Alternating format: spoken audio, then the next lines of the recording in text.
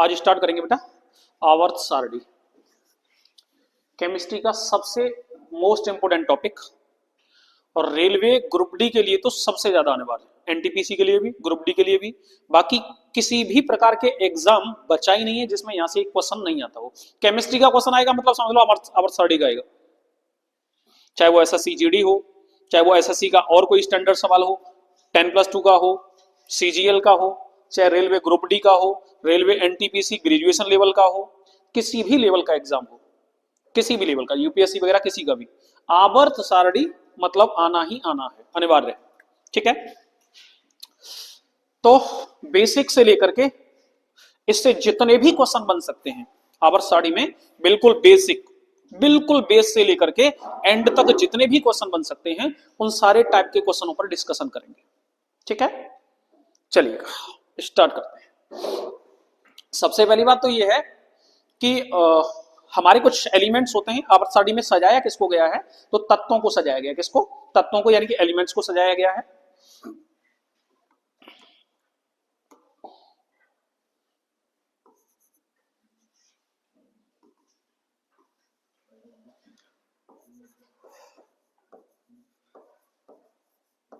और इन एलिमेंट्स को क्रम में लगाने की शुरुआत, इन तत्वों को क्रम से लगाने की जो शुरुआत की थी वो सबसे पहली बार शुरुआत डोवेर-रायनर ने की थी। किसने की थी? डोवेर-रायनर ने।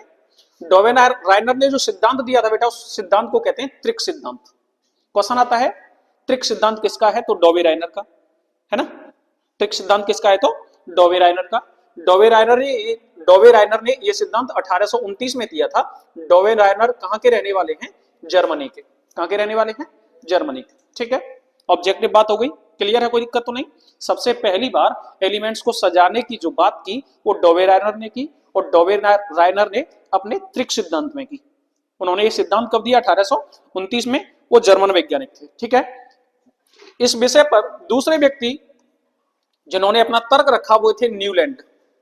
न्यूलैंड ने इस विषय पर जो अपना सिद्धांत दिया उसको कहते हैं अष्टक सिद्धांत। न्यूलैंड के सिद्धांत को क्या कहते हैं बेटा?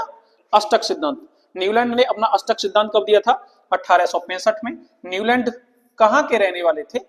ब्रिटिश के, ब्रिटिश वैज्ञानिक थे। ठीक है, तीसरा, इन एलिमेंट्स को वास्तव में क्रमबद्ध करने का श्रेय, यानी कि आवर्त सारणी को वास्तव में बनाने का श्रेय जो जाता है वो किसको जाता है? मेंडलीफ को। ये क्वेश्चन बहुत बार आता है, यानी कि आवर्त सारणी का जनक किसको कहा जाता है? मेंडलीफ को। आवर्त सारणी का जनक किसको कहते हैं बेटा? आवर्त सारणी का जनक कौन? मेंडलीफ। मेंडलीफ को आवर्त सारणी का जनक कहते हैं। मेंडलीफ ने अपना कंसेप्ट 1869 में दिया था। मेंडलीफ कहां के वैज्ञानिक थे? कहां के रहने वाले थे? तो रूस के। ठीक है, कहां के वैज्ञानिक थे? रूस के। बाद में चल करके मेंडलीफ की आवर्त सारणी को आधुनिक रूप, यानी कि वही आवर्त सारणी वही थी, बस उसको मॉडर्नाइजेशन दे दिया या उसमें कुछ चीजें बढ़ा दी। किस आधार पर बढ़ाई, उन सारी चीजों पर डिस्कशन करेंगे, है ना। तो मेंडलीफ की आवर्त सारणी को मॉडर्न रूप यानी कि आधुनिक रूप किसने प्रदान किया बच्चा? तो मेंडलीफ की आवर्त सारणी को आधुनिक रूप दिया हेनरी मोजले ने। हेनरी मोजले ने। हेनरी मोजले ने ये आधुनिक आवर्त सारणी का कंसेप्ट कब दिया था? 1913 में। कब दिया था? 1913 में। और हेनरी मोजले कहां के वैज्ञानिक थे? ब्रिटिश वैज्ञानिक थे। ठीक है, वर्तमान में जो आवर्त सारणी का कंसेप्ट चलता है वो मोजले की आवर्त सारणी का चलता है। वर्तमान में आवर्त सारणी पढ़ने का मतलब है कि मोजले की आवर्त सारणी को पढ़ना। ठीक है ना, क्योंकि मॉडर्नाइजेशन उन्होंने किया है। अगर केवल आवर्त सारणी का जनक पूछ लेगा तो कौन है? मेंडलीफ। आवर्त सारणी का जनक कौन है? मेंडलीफ। लेकिन अगर ये पूछ लेगा कि आधुनिक आवर्त सारणी का जनक कौन है, तो मोजले। क्लियर है? इन चारों को एक एक करके हमें अलग अलग पढ़ना है, किसने कौन सा कंसेप्ट दिया और किस बेस पर दिया। ठीक है, ठीक है ना। चलिएगा शुरुआत करते हैं।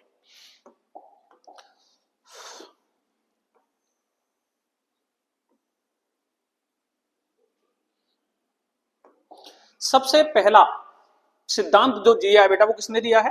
डोवेर-रायनर ने। किसने दिया है? डोवेर-रायनर के सिद्धांत को क्या कहते थे? त्रिक का सिद्धांत। डोवेर-रायनर ने अपना सिद्धांत कब दिया? 1829 में। डोवेर-रायनर कहां के वैज्ञानिक थे? जर्मनी के। कहां के थे? डोवेर-रायनर ने जो सिद्धांत दिया वो कौन सा है बेटा? त्रिक सिद्धांत। क्लियर है? कुछ चीजों को रिपीट किया करो, जब तुम बोलोगे ना कुछ चीजों को जब बोलोगे, रिपीट कराने का मतलब यही होता है तुम्हारे अंदर से वो बात निकलेगी तो तुमको ऑटोमेटिक याद हो जाएगी। सबसे पहली बात तो ये है कि डोवेराइनर ने जो एलिमेंट्स हैं, जो तत्व हैं, उनको सजाया। क्या सजाया? तीन तीन के समूह में, एक जैसी कैटेगरी के, एक जैसी अवस्था के, एक जैसी अवस्था के इन्होंने तत्वों को सजाया। कैसे तत्वों को? जो एक जैसे गुण हों, जिनमें एक जैसे गुण हों, एक जैसे गुण वाले तत्वों को इन्होंने तीन तीन के समूहों में, भिन्न तत्वों को नहीं, एक जैसे गुण वाले तत्वों को तीन तीन के समूह में ग्रुपिंग की इन्होंने। ठीक है ना? तथा क्या बताया कि जैसे मान के चलिए एक, दो और तीन, ये तीन तत्व हैं। इन्होंने कहा कि इसका जो परमाणु भार होगा और इसका जो परमाणु भार होगा, इन दोनों के भार का औसत, जैसे मान के चलिए कि इसका है 8 और इसका है 10, तो इन दोनों का परमाणु भार जोड़ दीजिए, 8 + 10 बट्टे 2 कर दीजिए, यानी कि औसत भार में इसको रखा जाएगा। इन्होंने क्या किया? ग्रुपिंग तीन तीन की तथा एक जैसे तत्वों की, यानी कि जिनके एक जैसे गुण हो उनको रखा गया, तथा यह बताया कि बाहर वाले दोनों तत्वों का औसत लगभग में, ये फिक्स नहीं है, जरूरी नहीं है फिक्स ही हो, लगभग में बीच वाले के बराबर रखा गया।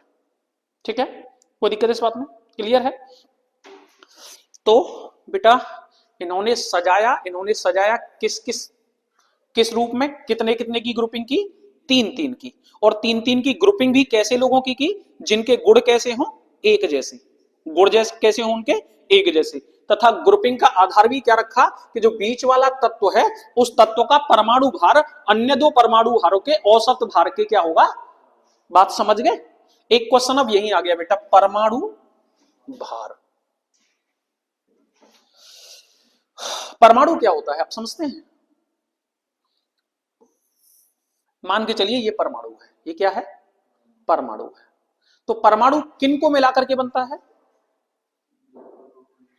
इलेक्ट्रॉन, प्रोटॉन और न्यूट्रॉन को मिला देने से परमाणु बन जाता है। इसको परमाणु के अंदर वाले पोर्शन को हम मान लेते हैं परमाणु का केंद्र। और ये जो हो गई, ये हो गई परमाणु की बाह्य कक्षा। पहले तो इतना सा समझ लीजिए कि ये वाला जो है, ये क्या है? परमाणु की बाह्य कक्षा है। ये क्या है? परमाणु की बाह्य कक्षा है। ठीक है, तथा ये जो है, ये परमाणु का क्या है बेटा? केंद्र है। अंदर वाला परमाणु का क्या है? इतनी बातें क्लियर हैं? अब अगली बात समझिएगा, परमाणु का केंद्र ये है और ये इसकी बाह्य कक्षा है। परमाणु के केंद्र में प्रोटॉन पाया जाता है और न्यूट्रॉन पाया जाता है। प्रोटॉन का आवेश कैसा होता है? धनावेश। और न्यूट्रॉन का आवेश कैसा होता है? ऋणावेश। प्रोटॉन का कैसा होता है? धनावेश। न्यूट्रॉन का उदासीन, सॉरी। परमाणु के केंद्र में कौन कौन पाया जाता है? प्रोटॉन और न्यूट्रॉन। परमाणु की बाह्य कक्षा में जो घूर्णन करता है, परमाणु की बाह्य कक्षा में जो घूर्णन करता है उसको कहते हैं इलेक्ट्रॉन। और इलेक्ट्रॉन का आवेश कैसा होता है बेटा? ऋणावेश। तीन चीजें क्लियर हुई। परमाणु क्या है? तो परमाणु की बाह्य कक्षा एक होगी, अंदर जो होगा उसको कहते हैं केंद्र। परमाणु के केंद्र में उपस्थित होते हैं प्रोटॉन और न्यूट्रॉन। प्रोटॉन होता है धनावेश और न्यूट्रॉन होता है कैसा? उदासीन। तथा परमाणु की बाह्य कक्षा में कौन घूर्णन करता है? इलेक्ट्रॉन। ये तीन चीजें क्लियर हैं। अब अगली बात करते हैं। एक बात आती है कि परमाणु क्रमांक या परमाणु संख्या। तो परमाणु क्रमांक या परमाणु संख्या पूछने का मतलब होता है प्रोटॉनों की संख्या। काय की संख्या? केवल प्रोटॉनों की संख्या को परमाणु क्रमांक या परमाणुओं की संख्या कहा जाता है। ये क्वेश्चन पूछ लेता है ऐसे करके, समझ रहे हैं ना बात को? परमाणु के केंद्रक में कौन? प्रोटॉन और न्यूट्रॉन। परमाणु की बाह्य कक्षा में कौन? इलेक्ट्रॉन। यानी कि परमाणु की बाह्य कक्षा हमेशा ऋणावेशित होती है। कैसी होती है? और परमाणु की अंतः कक्षा, जो आंतरिक कक्षा यानी कि केंद्र जो होता है परमाणु का, वो हमेशा धनावेशित होता है। ये बात क्लियर है? धन क्या करेगा? माइनस को अपनी तरफ खींचने की हमेशा कोशिश करेगा, तभी तो वो पैरेलल हो पाएंगे, बराबर हो पाएंगे दोनों, है ना? तीन बातें क्लियर हैं। अगली बात क्या है कि परमाणु क्रमांक या परमाणु संख्या किसको कहते हैं? तो हम प्रोटॉनों की संख्या को क्या कहते हैं? परमाणु क्रमांक या परमाणु संख्या कहते हैं। क्लियर है? अगला शब्द आता है यहां पर परमाणु भार। परमाणु भार। इस परमाणु भार को ही हम बेटा द्रव्यमान संख्या भी कहते हैं।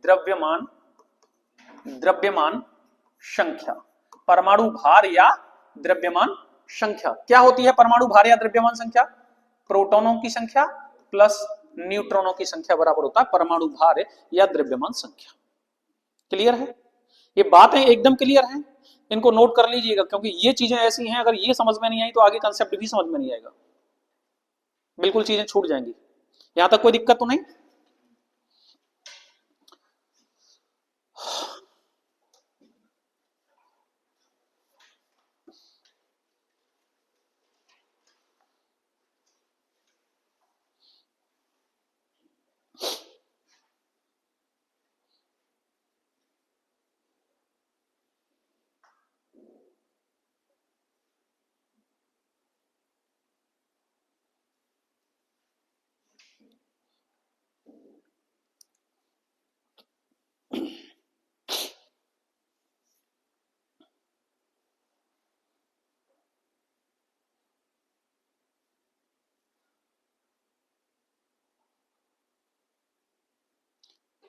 हो गया बेटा, आगे बढ़े। तो एक बार फिर रिपीट किए दे रहे हैं हम।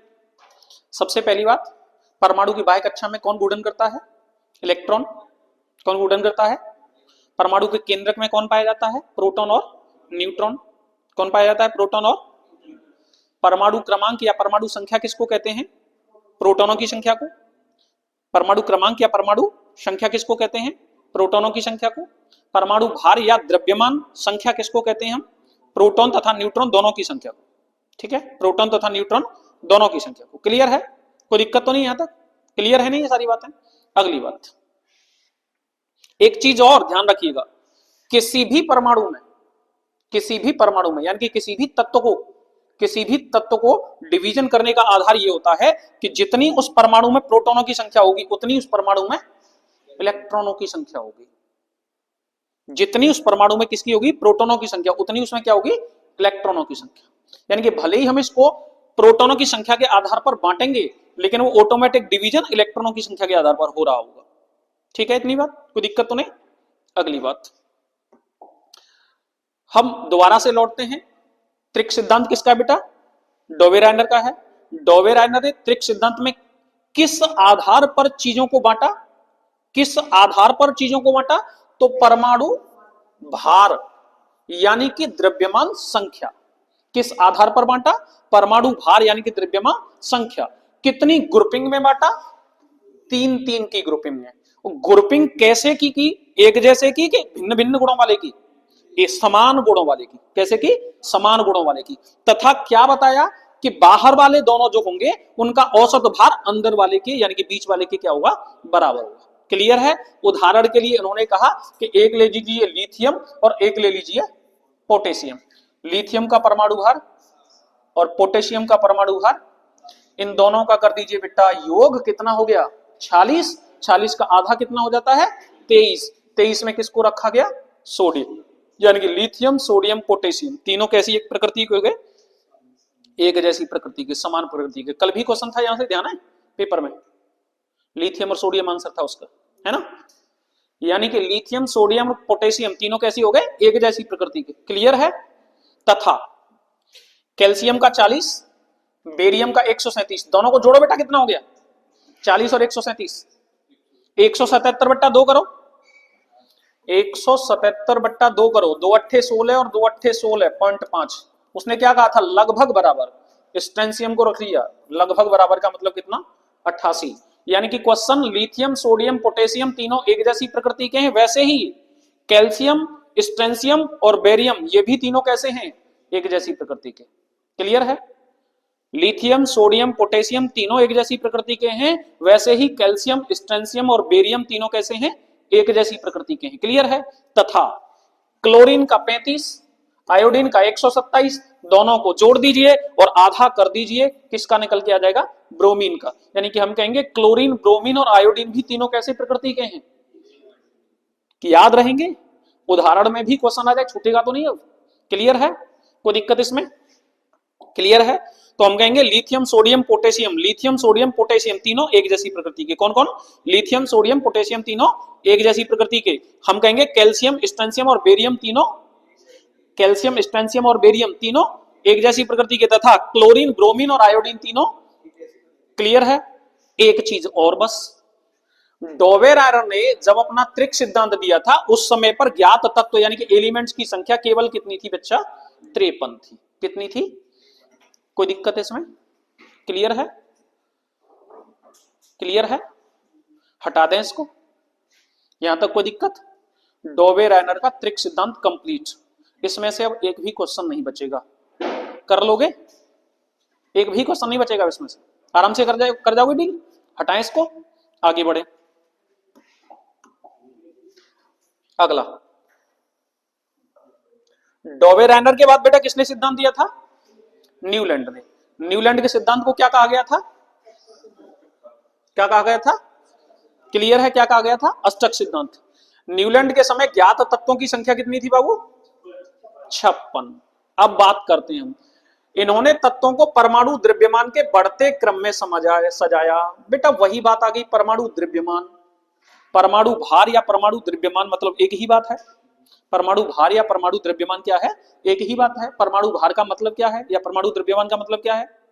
प्रोटॉनों की संख्या प्लस न्यूट्रॉनों की संख्या, है ना? प्रोटॉनों की संख्या प्लस, क्लियर है? तो दोनों एक जैसे सिद्धांत पर काम कर रहे हैं, लेकिन कुछ अंतर है। इस क्रम में सबसे हल्के तत्व, सबसे हल्का तत्व इन्होंने बताया हाइड्रोजन को। किसको बताया? से शुरू करके इन्होंने सबसे भारी तत्व थोरियम तक को क्रमबद्ध किया, यानी कि इसके समय यहीं तक का ज्ञान था बस, हाइड्रोजन से थोरियम तक का। तो इन्होंने ऐसे करके क्वेश्चन पूछ लेता है कि न्यूलैंड के समय सबसे हल्का तत्व कौन है? तो हाइड्रोजन। और सबसे भारी ज्ञात तत्व कौन सा है? तो उस समय पर थोरियम। ठीक है। तथा बताया कि प्रत्येक जो आठवां तत्व है, कौन सा? आठवां तत्व, उसके गुणधर्म क्या हैं? समानता रखते हैं आपस में, जैसे लिथियम और सोडियम के। इन दोनों के गुणधर्म अभी बताए थे ना, दोनों के गुणधर्म कैसे हैं? समानता है। लिथियम के साथ और किसका बताया था?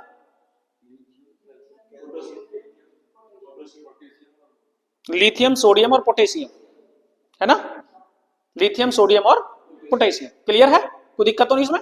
अगली बात, लेकिन इस सिद्धांत की अपनी सीमाएं रही। यह वर्गीकरण केवल कैल्शियम तक ही लागू हो सका, उसके बाद में ये वर्गीकरण लागू नहीं हो सका, यानी कि ये वर्गीकरण भी क्या हो गया? फेल हो गया। ठीक है। किसी भी चीज की शुरुआत करने होते हैं तो शुरुआत करने का मतलब यही होता है कि वो एकदम से 100% करेक्ट चीज हो ही नहीं सकती, धीरे धीरे करके उसमें करेक्शन होता है। ठीक है। नेक्स्ट आगे बढ़ते हैं। फिर हमने पढ़ा कि न्यूलैंड के बाद में सिद्धांत किसने दिया? मेंडलीफ ने। किसने दिया बेटा? मेंडलीफ ने। आवर्त सारणी का जनक किसको कहते हैं? इस सिद्धांत को दिया गया आवर्त सारणी, और आवर्त सारणी का जनक किसको कहते हैं? मेंडलीफ को। आवर्त सारणी का जनक किसको कहते हैं? मेंडलीफ कहां के रहने वाले थे? इतनी जल्दी भूल जाते हो? रूस के। कहां के रहने वाले थे? रूस के। इन्हें आवर्त सारणी का जनक कहा जाता है। इन्होंने आवर्त सारणी में 9 वर्ग बताए। ये क्वेश्चन ध्यान रखिएगा बेटा, आवर्त सारणी में वर्ग यानी कि ग्रुप कितने बताए? 9, तथा आवर्तों की संख्या बताई 7। आवर्तों की संख्या कितनी? बेटा ग्रुप और आवर्त समझते हैं? समझिएगा।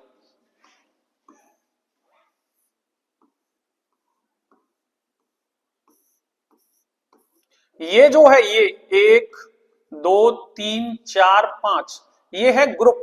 ये क्या है? और 1 2 3 4, ये क्या है? आवर्त। ठीक है, समझ गए ना?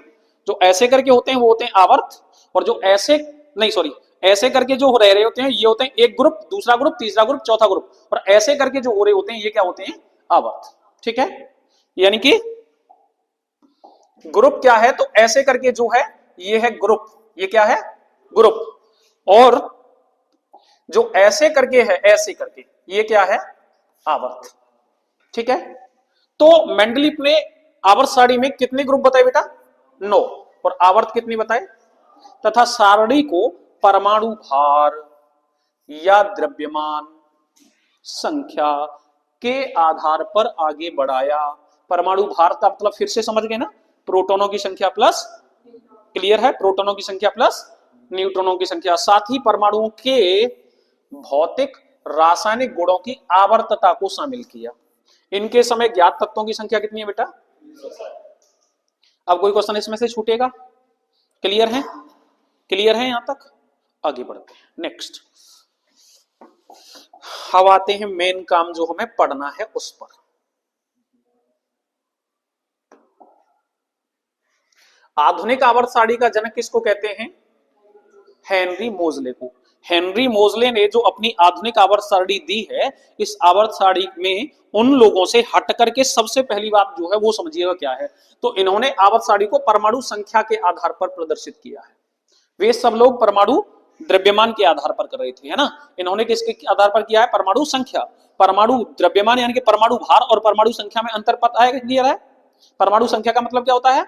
प्रोटॉनों की संख्या। और परमाणु भार का मतलब क्या होता है? प्रोटॉन प्लस न्यूट्रॉन दोनों की संख्या। ठीक है, इन्होंने केवल डिजाइन की किसके बेस पर?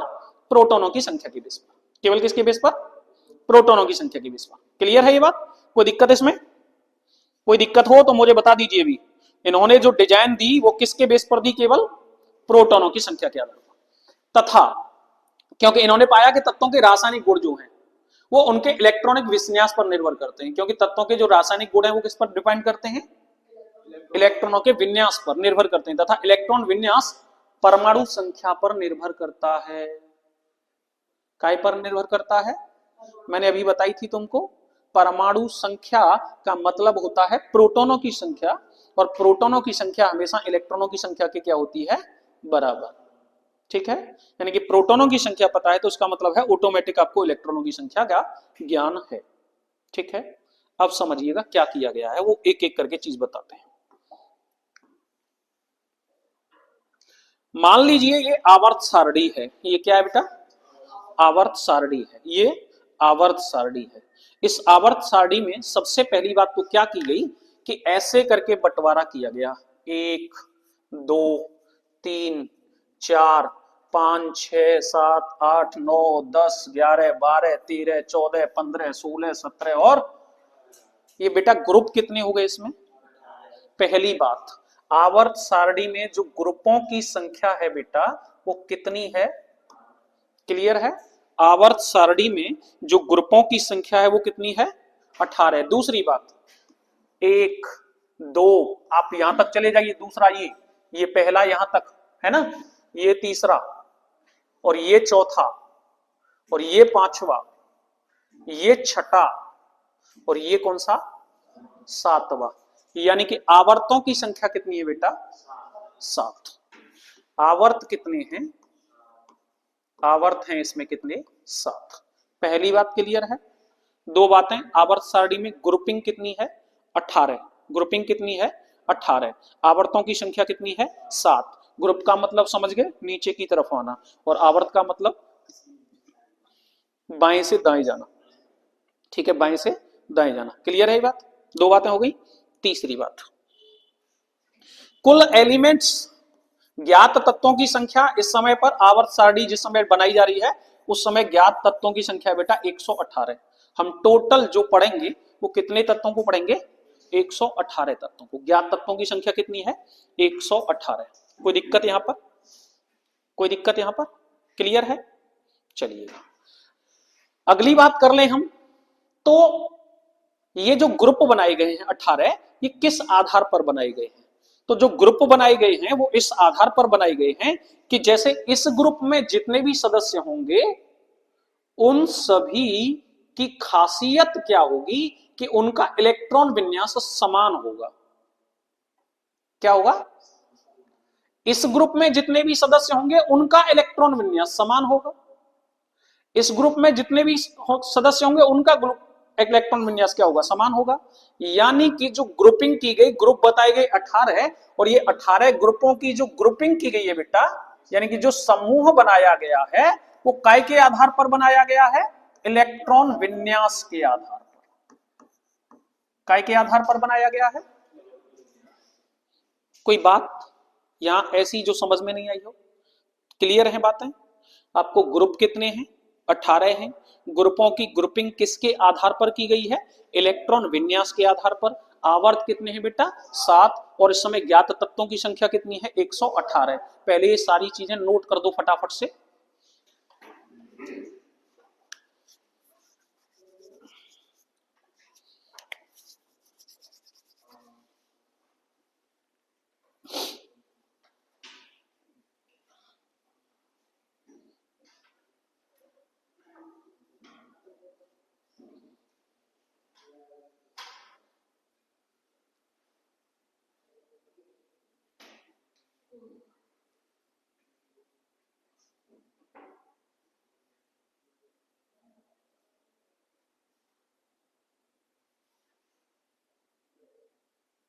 हो गए?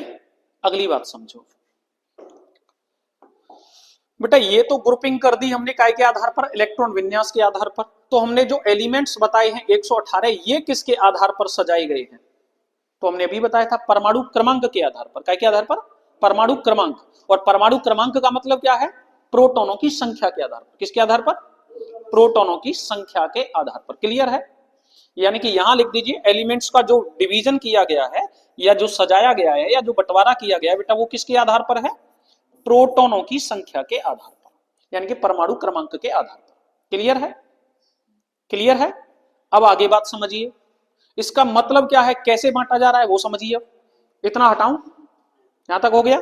इसका मतलब है कि बेटा ऐसे करके बांटा गया है कि इसमें उस सदस्य को रखा जाएगा जिसका परमाणु क्रमांक कितना होगा? 1। और इसमें उस सदस्य को रखा जाएगा जिसका परमाणु क्रमांक कितना होगा बेटा? 2। आगे इसमें उस सदस्य को रखा जाएगा जिसका 3, इस वाले में 4, इस वाले में 5, इसमें 6, इसमें 7, इसमें 8, इसमें 9 और इसमें 10। क्लियर है ये बात? इसमें कौन सा? 11, इसमें 12 और इसमें कौन सा बेटा? 13, 14, 15, 16, 17 और 18। क्लियर है? कोई दिक्कत है?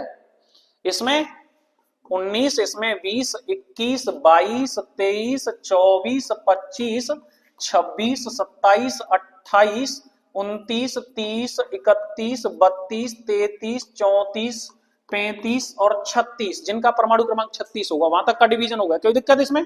बात समझ में आ रही है नहीं आ रही है? क्लियर है? बंटवारा ऐसे ही करके हो रहा है बढ़ते क्रम में। समझ गए यहां तक? कोई दिक्कत तो नहीं? अगली बात समझिए। आवर्त 1 में कौन कौन आ रहा है? तो 1 और 2 जिनका परमाणु क्रमांक है वो किसमें आ रहा है? आवर्त 1 में। ठीक है। आवर्त 2 में बेटा कौन कौन आ रहा है? तो 3, 4, 5, 6, 7, 8, 9, 10 वाले। ठीक है ना? समझ गए कि नहीं? आवर्त 3 में कौन आ रहा है? ये वाले। समझ गए? क्लियर है ये बात? अगली बात बेटा, ग्रुप 1 में कौन आ रहा है? तो जो पहले समूह के सदस्य हैं वो सब किस में आते हैं? ग्रुप 1 में। जो दूसरे समूह के सदस्य हैं वो ग्रुप 2 में। तीसरे समूह के, चौथे, पांचवें, छठे, सातवें, आठवें, नौवें, 10वें, 11वें और 12वें, 13वें, 14वें, 15वें, 16वें, 17वें और 18वें। फिर तुम कहोगे ये किसके लिए भैया? इसको यहां से बचा करके रख दिया गया है, यहां से उठा करके रख दिया गया है। और क्या कहा गया इसके बारे में? इसको कह दिया गया है 4F और इसको कह दिया गया बेटा 5F, है ना? मैंने ये ग्रुपिंग क्यों की पहले वो समझ लीजिए पहले तो, उसके बाद में मैं आपको इलेक्ट्रॉन विन्यास समझाऊंगा, है ना? क्या किया गया है? किया ये गया है बेटा कि एक तो हमने डिवीजन किया, सबसे पहली बात टोटल एलिमेंट्स बताए कितने? 118। दूसरा हमने बताया कि ग्रुप कितने? 18। तीसरा हमने बताया कि आवर्तों की संख्या कितनी? 7। चौथी बात यह है कि ये जितने भी ग्रुप हैं इन ग्रुपों को ब्लॉकों में बांटा गया है। किस में बांटा गया है? ब्लॉकों में बांटा गया है। और ब्लॉकों में बांटा गया है, इसका मतलब ब्लॉक की संख्या कितनी है बेटा? तो ब्लॉक की संख्या है 4। आवर्त सारणी को कितने ब्लॉक में बांटा गया है? 4। कौन कौन से बांटा गया है? जो ग्रुप 1 और ग्रुप 2, इन दोनों को ब्लॉक, ये ब्लॉक कहते हैं एसपीडीएफ। कौन सा बेटा? ग्रुप 1 और ग्रुप 2 दोनों को नाम दिया गया है एस। ग्रुप 1 और ग्रुप 2 दोनों को मिलाकर के नाम क्या दिया गया है? एस। क्लियर है? 13, 14, 15, 16, 17 और 18, इन चारों को मिलाकर के नाम दिया गया है क्या? पी। क्या दिया गया है? पी। 3, 4, 5, 6, 7, 8, 9, 10, 11, 12, इनको नाम दिया गया है डी। वैसे आना चाहिए पहले पी, लेकिन पी कहां गया? बाद में।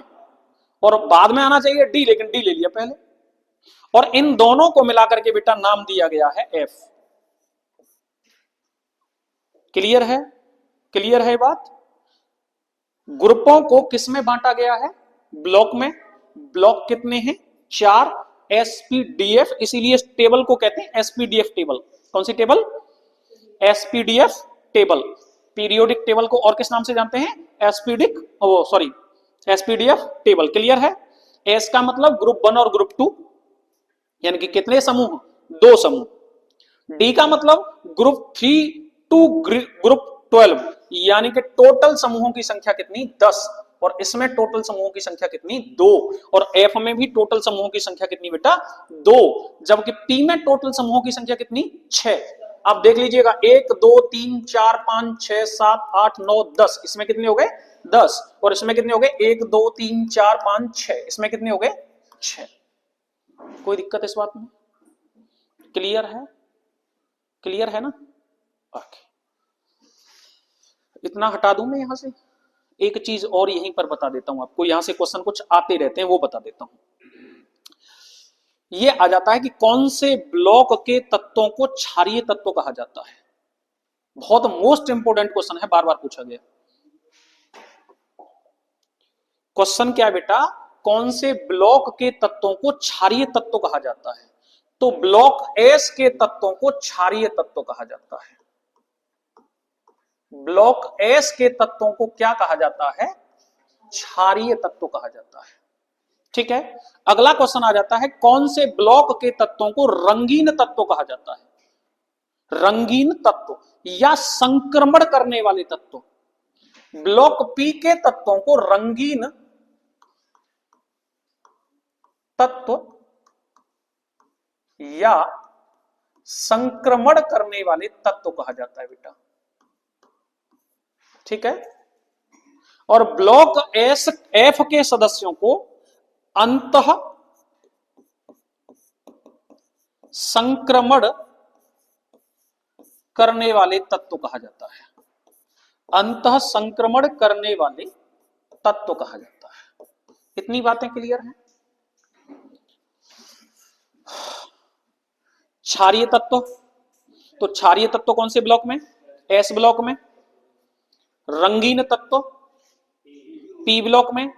संक्रमण करने वाले तत्व पी ब्लॉक में, उसी को पी ब्लॉक में ही। और अंतः संक्रमण करने वाले तत्व एफ ब्लॉक में। कोई विशेष नाम डी ब्लॉक को नहीं दिया गया है। क्लियर है इतनी बातें? कोई दिक्कत तो नहीं यहां तक, है ना? चलिए, हटाऊं इसको? हटाऊं बेटा? करो करो, जल्दी करो।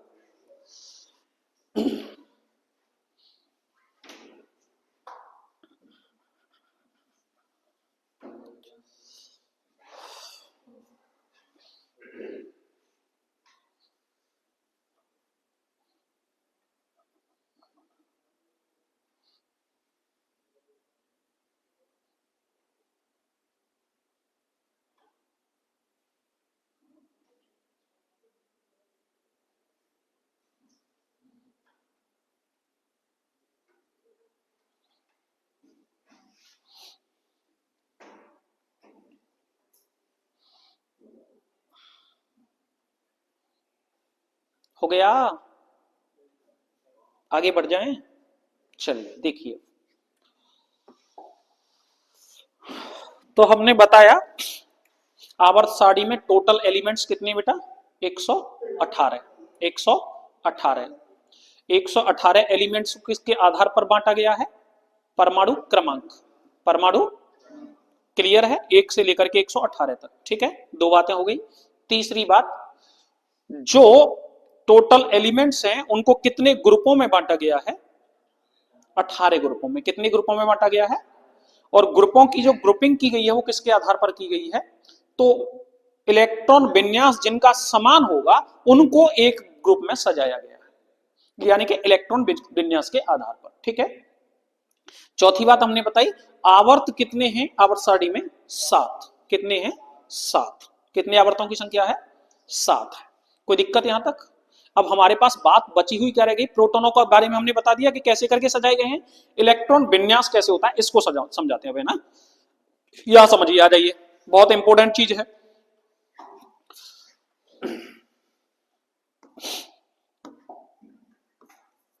इलेक्ट्रॉन विन्यास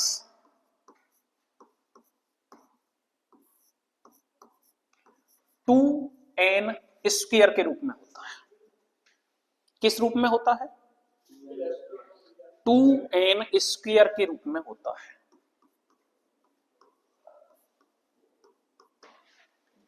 क्या मतलब है इस बात का?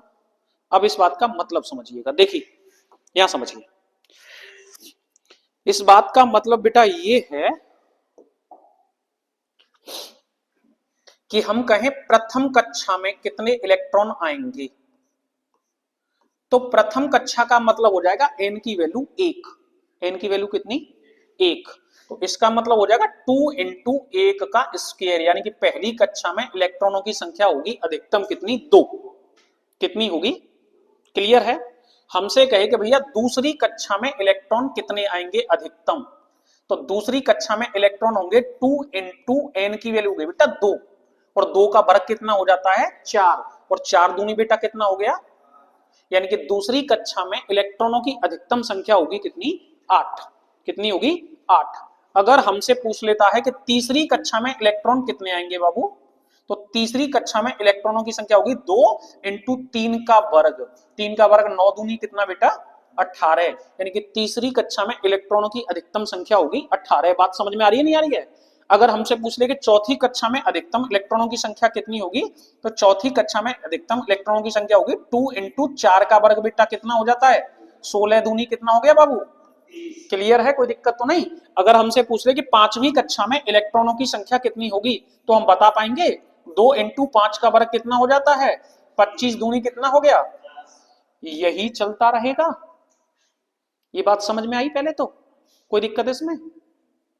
यानी कि पहली कक्षा में इलेक्ट्रॉनों की अधिकतम संख्या 2, दूसरी कक्षा में इलेक्ट्रॉनों की अधिकतम संख्या 8, तीसरी कक्षा में इलेक्ट्रॉनों की अधिकतम संख्या 18, चौथी में 32, पांचवी में 50, और यही क्रम समझ में आ गया इतना? यहां तक कोई दिक्कत तो नहीं है? अब अगली बात समझते हैं। हमने कहा कि यहां जो सजाया गया है लोगों को, वो एक जैसी प्रकृति वालों को सजाया गया है। आप कहोगे कैसे भाई, कैसे माने इस बात को? तो ऐसे मानिएगा, इतनी बात तो समझ में आ गई ना। इनको कैसे मानिएगा समझिए। मैं इसके लिए सबसे पहले अब आवर्त सारणी खोलता हूं।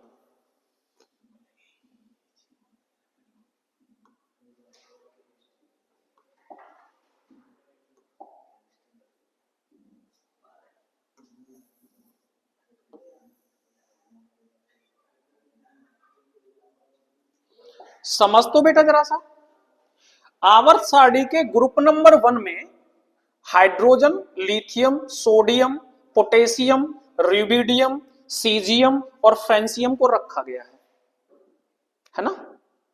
अच्छा जी, हाइड्रोजन का बेटा प्रोटॉन कितना है? 1, तो इलेक्ट्रॉन भी कितना होगा? इसीलिए मैंने क्या बताया था कि ये जो दोनों श्रेणियां हैं, इन दोनों श्रेणियों में धात्विक तत्व हैं। कैसे? धातु, क्षारीय धातु वाले तत्व।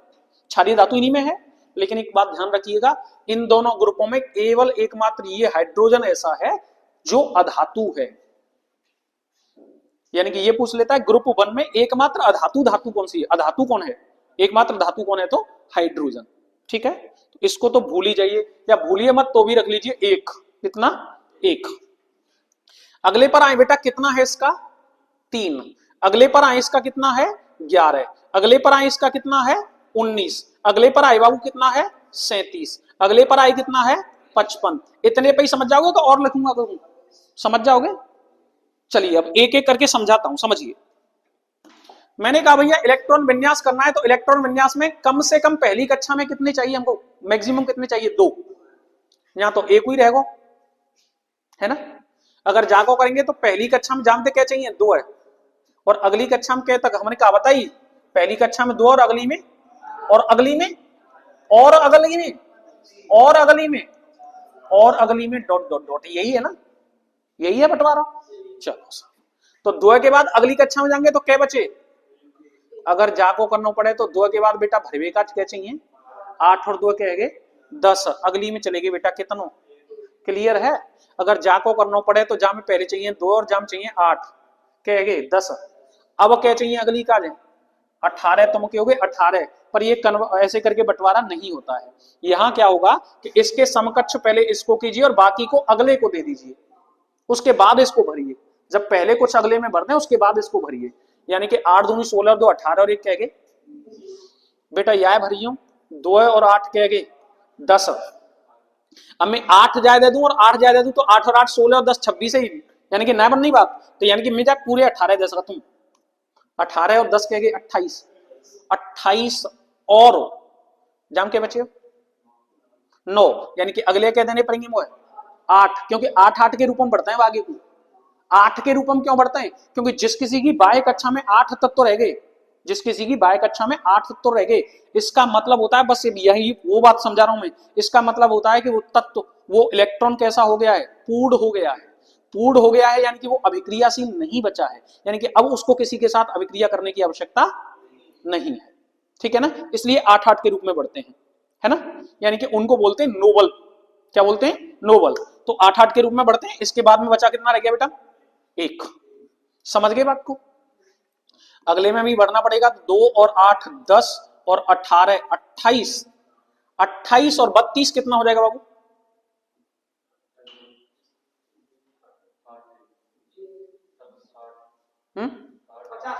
गलत हो जाएगा ना, गलत हो जाएगा, तो अब कितना बढ़ेंगे हम यहाँ पे, इसका मतलब है कि अब हमको अगली सीरीज में जाना पड़ेगा 1 लेकर के और उसके बाद लौटना पड़ेगा, तो ये कितने हो गए 28 और 1 29, बचे कितने 55 29 के, तो 16, जब के भरे पाए हम, बात समझ में आ रही है कि ना आ रही है, क्लियर है। अब तुम देखी हो ना कि बेटा जब कछु हेरो का जाकी बाहे कच्छम के, जाकी बाहे कच्छम के, जाकी बाहे कच्छम के, जाकी बाहे कच्छम के, जाकी बाहे कच्छम के, जाकी बाहे कच्छम के, जाको मतलब का है वो प्रकृति कैसी है गई, इलेक्ट्रॉन विन्यासम एक समान है गई, और एक समान है गई तो हम सब क्या में रख दे एक ग्रुप में, इनकी प्रकृति एक जैसी तो एक ग्रुप में, इनकी प्रकृति एक जैसी तो एक ग्रुप में, समझ में आ गई बात क्या ना आई, कोई दिक्कत तो ना है, क्लियर है ना, किसके आधार पर हो गया ग्रुपिंग, इलेक्ट्रॉन विन्यास के आधार पर, क्लियर है, कोई दिक्कत इसमें। अगली बात समझते हैं, अगली बात आप यहां से समझिए, इस वाले से 17वें से समझिए।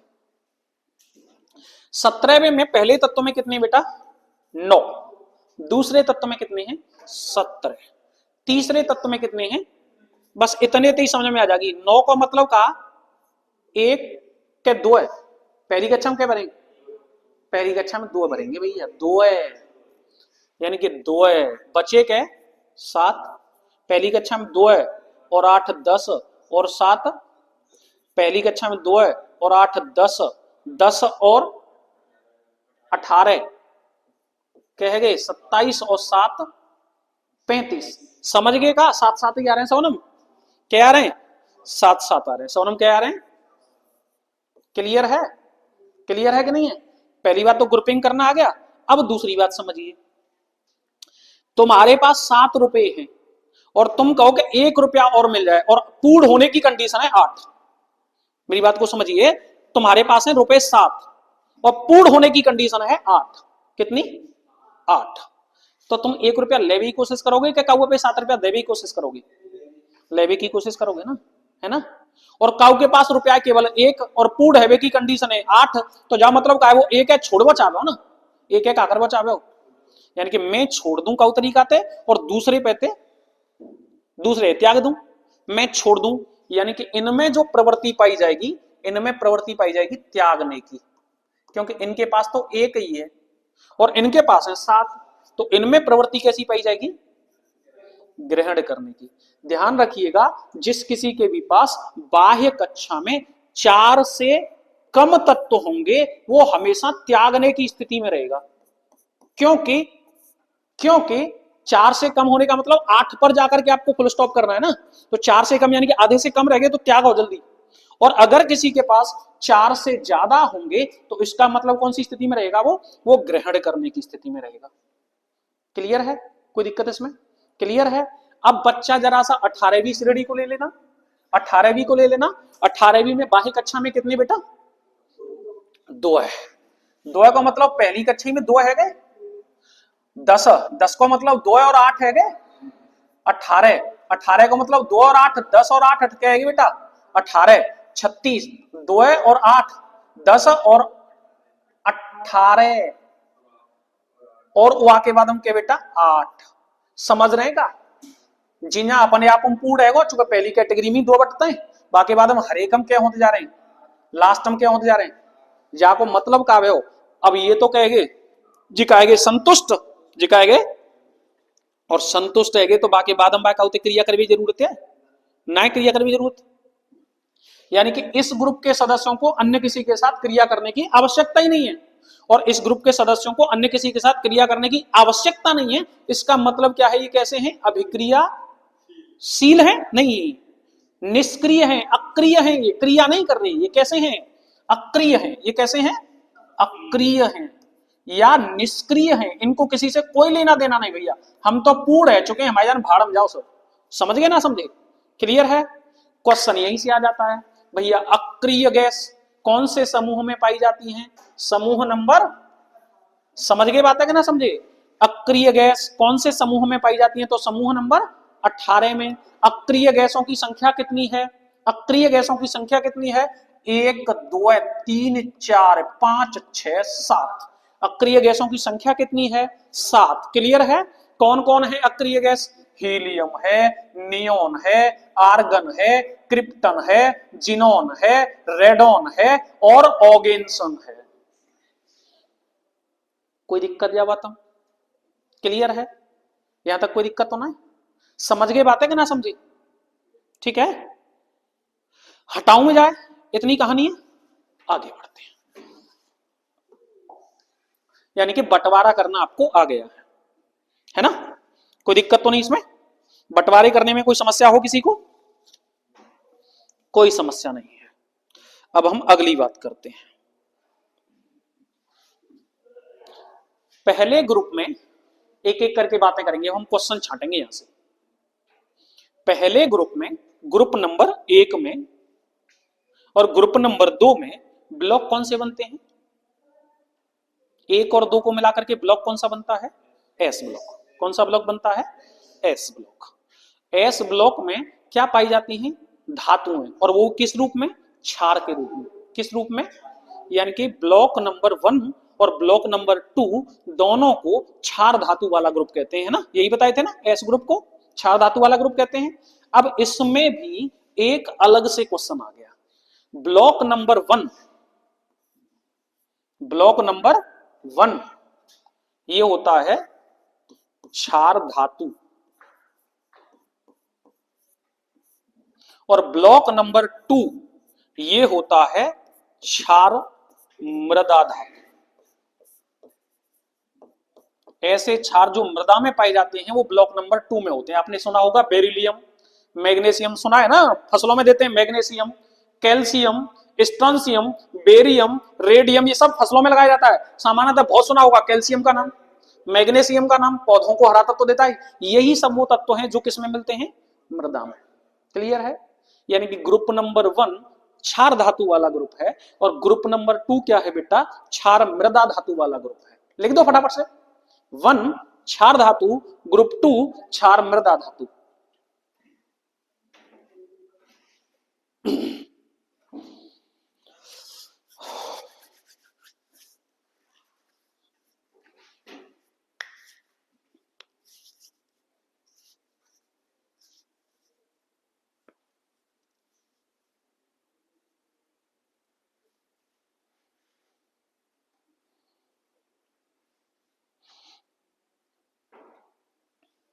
हो गया, हो गया।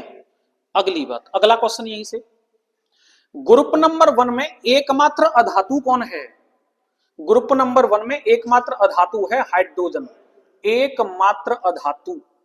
ग्रुप नंबर 1 की एकमात्र अधातु कौन है, लिख दो क्वेश्चन फटाफट से, ग्रुप नंबर 1 की एकमात्र अधातु बेटा कौन है? हाइड्रोजन। ग्रुप नंबर 1 की एकमात्र धातु कौन है? हाइड्रोजन। क्लियर? कोई दिक्कत इसमें? क्लियर है? अगली बात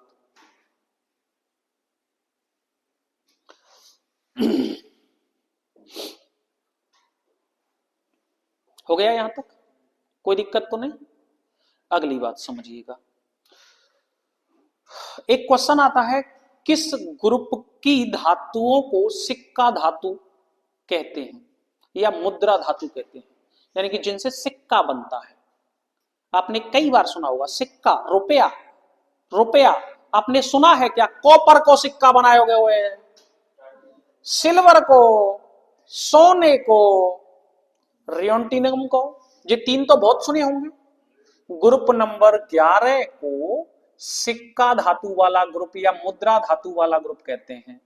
सिक्का धातु वाला ग्रुप कर दोगे क्वेश्चन का ना हो। सिक्का धातु वाला ग्रुप किसको कहते हैं बेटा? ग्रुप नंबर 11 को। क्योंकि कॉपर बहुत सुने होगे, तांबे के सिक्का है ना, काय के सिक्का? तांबे के सिक्का, चांदी के सिक्का, सोने के सिक्का, यानी कि सिक्का धातु वाला ग्रुप कौन सा हो गया? 11वां। क्लियर है? 11वां ग्रुप सिक्का धातु वाला ग्रुप।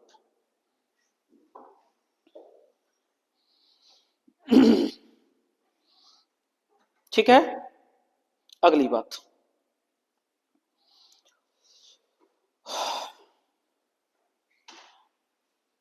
यहां तक कोई दिक्कत?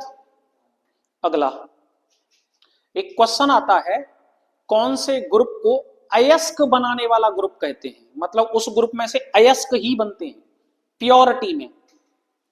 तो ग्रुप नंबर 16 अयस्क बनाने वाला ग्रुप किसको कहते हैं? अयस्क बनाने वाला ग्रुप किसको कहते हैं? ग्रुप नंबर 16 को। ऑक्सीजन के अयस्क सल्फर, सेलेनियम, टेलुरम, पोलोनम और लिवरमोरियम, ये सब क्या हैं? अयस्क बनाने वाले ग्रुप है। ठीक है, तो क्वेश्चन ऐसे ही करके आ जाता है, कौन सा ग्रुप अयस्क बनाने वाला ग्रुप है? Group number 16। ठीक है, नेक्स्ट। यहां तक कोई दिक्कत? कोई दिक्कत नहीं? अगला क्वेश्चन, कौन से ग्रुप को हैलोजन ग्रुप के नाम से जाना जाता है? बहुत मोस्ट इंपोर्टेंट क्वेश्चन है। ग्रुप नंबर 17 हैलोजन ग्रुप के नाम से जाना जाता है। ग्रुप नंबर 17 किस नाम से जाना जाता है? Halogen group. लिख दो फटाफट से, कौन हैलोजन ग्रुप के नाम से जाना जाता है? ग्रुप नंबर 17 है ना? क्लियर है? क्लियर है? अगला क्वेश्चन यहीं से आता है। अब इसमें हैलोजन ग्रुप में कितने तत्व हैं?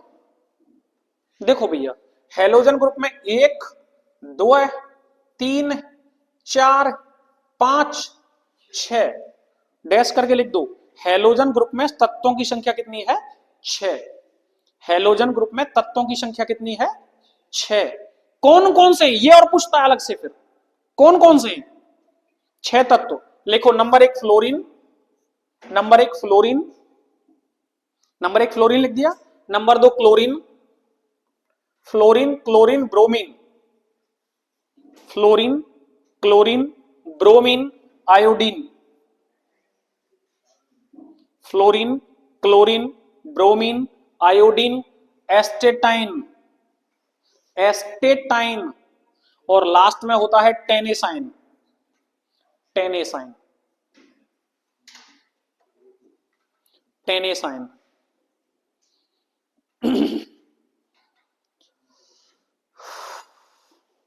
हो गया? यहां तक कोई दिक्कत?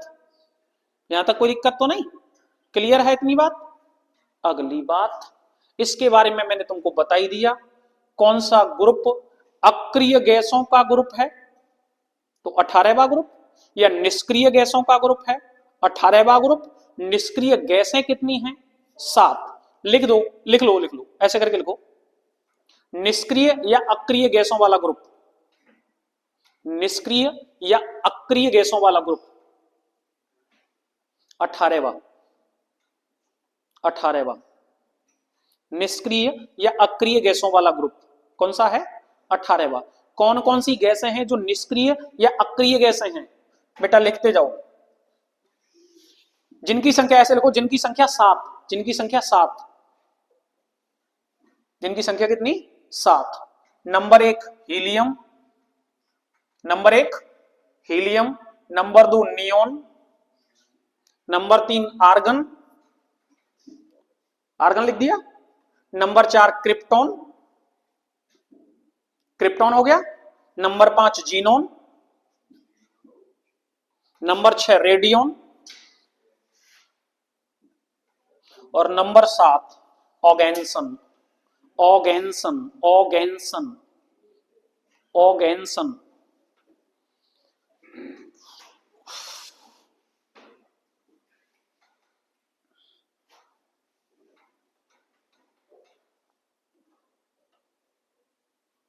हो गया बेटा? यहां तक कोई दिक्कत? अब समझिए आगे। हमने बताया आवर्त सारणी के टोटल एलिमेंट की संख्या कितनी? 118। कितनी? उनको बांटा गया है प्रोटॉनों की संख्या के आधार पर, यानी कि 1 2 3 4 क्रम से ऐसे करके। आप यहां देख रहे हो कुछ 56 के बाद में 57 से लेकर के 71 तक गायब कर दिया है, 72 से शुरुआत कर दिया है। और यहां देख रहे हो 88 के बाद में 89 से लेकर के 103 तक फिर गायब कर दिया है। ये क्या किया भाई इसने? इसने ये कर दिया कि 57 से 71 को उठा करके इस ग्रुप में रखना था तो यहां रख दिया, क्योंकि जहां रखा था तो आवर्त सारणी आ जाती बहुत लंबी। और 89 से 103 तक यहां रख दिया। जो इसमें से रखा इस ग्रुप को मैंने क्या नाम बताया था आपको? 4F। और जो इसमें रखा इस ग्रुप को क्या नाम बताए थे? 5F। 4F में जितने भी समूह हैं, जितने भी तत्व हैं, वो सब के सब लेंथेनाइड सीरीज के हैं। कौन सी सीरीज के हैं? Lanthanide, lanthanide. और 5F में जितने भी हैं वो सब के सब एक्टिनाइड। 4F में लेंथेनाइड और 5F में एक्टिनाइड। ठीक है, पहले इसको हटाऊं जरा सा, जब समझ में आएगा। तो 4F में कौन से? लेंथेनाइड। और 5F में कौन से बेटा? एक्टिनाइड। और अगर इसको ब्लॉक कहना चाहूं तो मैं कौन सा ब्लॉक है ये? ब्लॉक कौन सा? ये कौन सा ब्लॉक है? S block. ये कौन सा ब्लॉक है? हैं? D block. ये कौन सा ब्लॉक है?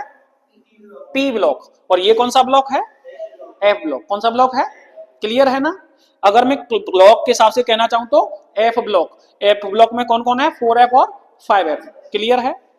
चलिएगा, अब यही समझिएगा। 4F का मतलब है कि वे तत्व जो मृदा में मिलते हैं लेकिन दुर्लभ मिलते हैं, यानी कि बहुत कम मिलते हैं, इसको हम दुर्लभ मृदा वाले तत्व बोलते हैं। क्वेश्चन आ जाता है कौन दुर्लभ मृदा वाले तत्व हैं? तो जितने भी लेंथेनाइड ग्रुप के तत्व हैं वो सबके सब दुर्लभ मृदा वाले तत्व हैं। क्वेश्चन लिखिए, लेंथेनाइड सीरीज के तत्वों को, लेंथेनाइड सीरीज के तत्वों को दुर्लभ मृदा वाले तत्व कहा जाता है। लेंथेनाइड सीरीज के तत्वों को दुर्लभ मृदा वाले तत्व कहा जाता है।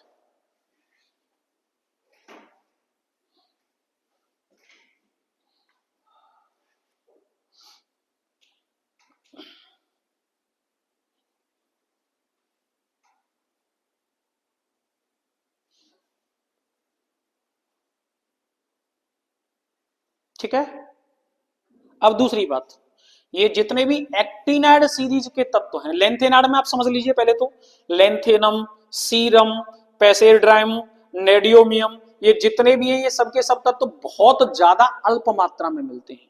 लेकिन आप यहां पढ़ेंगे एक्टिनम, थोरियम, प्रोटेक्टिनम, यूरेनियम, रेडियो एक्टिव तत्व है कि नहीं? नेपट्यूनम, प्लूटोनम, सुना हुआ नाम? प्लूटोनम का, यूरेनियम का बहुत अच्छी तरीके से नाम सुना होगा, कोई दिक्कत है इसमें?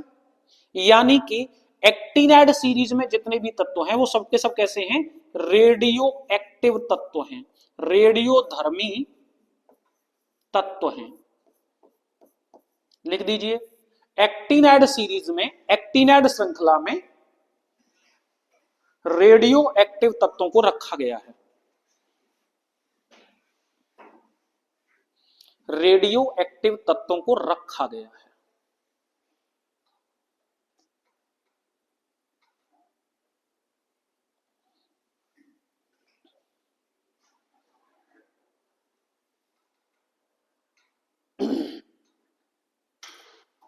हो गया यहां तक, कोई दिक्कत है इसमें? अब आगे समझिए बेटा। एलिमेंट्स कितने बताए मैंने? एलिमेंट्स आपको 118 कितने बताए? एलिमेंट्स की टोटल संख्या, एलिमेंट्स की टोटल संख्या 118। इनको बांटा गया है 3 भागों में। कितने भागों में? एक होते हैं धातु, एक होती हैं अधातु, और एक होती हैं उपधातु। उपधातु की संख्या बेटा 7 है, ये फिक्स है एकदम। अब ये धातु क्या है, अधातु क्या है, इसको मैं अभी आपको आगे समझाता हूं, पहले इसको कंप्लीट करूं मैं ना। समझ लो, अब छोड़ दो बिल्कुल एकदम से, पहले समझ लो। उपधातु की संख्या 7 है, ये फिक्स है। अधातु की और धातु की संख्या में अलग अलग जगह अलग अलग डाटा है ना, अलग अलग जगह अलग अलग डाटा है। आप बस इतना समझ लीजिए कि अधातु की संख्या 20, कई जगह 21 और कई जगह तो 22 तक मिल जाएगी, लेकिन मोस्टली 20 है। और धातु की संख्या मोस्टली 91 है। कितनी है? 91 है। बेटा डिवीजन कुछ ऐसे करके है, 1 2 3 4 5 6 7 उपधातु हो गई। उपधातु कितनी है? 7। उपधातु कितनी है? 7। उपधातु कौन कौन है? Boron, silicon, germanium, arsenic, antimony, tellurium और पोलोनियम। ये सब के सब मृदा में मिलाए जाते हैं उपधातु में। उपधातु का मतलब होता है कि इसमें धातु के और अधातु के दोनों के गुण मौजूद होते हैं। उपधातु कितनी है? 7। हो गई 7। क्लियर है? अब बात करते हैं हम बेटा, क्या है अधातु। अधातु कितनी है? तो हमने बताया कितनी? 20। अधातु कितनी है बाबू? 20। देखिएगा, एक एकमात्र ऐसी धातु, अधातु जो धातुओं के ग्रुप में मौजूद है, वो कौन है? हाइड्रोजन। एक है गई, 2 है, 3 है, 4 है। Carbon, nitrogen, oxygen, phosphorus, sulphur, selenium, कह गई 7। पूरा जी ग्रुप 17वें ग्रुप क्या कहते हैं हम? हेलोजन। यानी कि जी fluorine, chlorine, bromine, iodine, astatine और टेनेसाइन। 13 है गई। और बेटा कौन सी? पूरा जे अक्रिय गैस ना को ग्रुप 14, 15, 16, 17, 18, 19, 20 क्या है गे? समझ गए कि ना? क्लियर है? क्लियर है? तो धातुओं में केवल एकमात्र अधातु मिलती है, वो कौन सी है? ठीक है। अब इससे आप एक बात समझिएगा, बाकी बचे हुए सब क्या हैं? धातु हैं। यानी कि धातु इधर की साइड पर है, इधर की साइड पर क्या है, और इधर की साइड पर क्या है बाबू? अधातु है। इधर की साइड पर क्या है? क्वेश्चन अब आ जाए तुम्हारे काजे ऐसे करके कि आवर्त सारणी में बाईं ओर जाने पर क्या मिलता है? धातुएं। और दाईं ओर जाने पर क्या मिलता है? बात समझ में आ रही है कि ना आ रही है? क्लियर है? कोई दिक्कत तो नहीं है? मतलब क्लियर है? बाईं ओर जाने पर धातु मिलती है और दाईं ओर जाने पर अधातु मिलती है। क्लियर है? हटाऊं मैं इस लाइन को? चलिएगा आगे बढ़ते हैं। अब बताइए मुझे कोई ऐसा क्वेश्चन जो आपको यहां तक डिस्टर्ब कर रहा हो। कोई नहीं कर रहा ना? आगे बढ़े? चलिएगा भाई आगे बढ़ते हैं।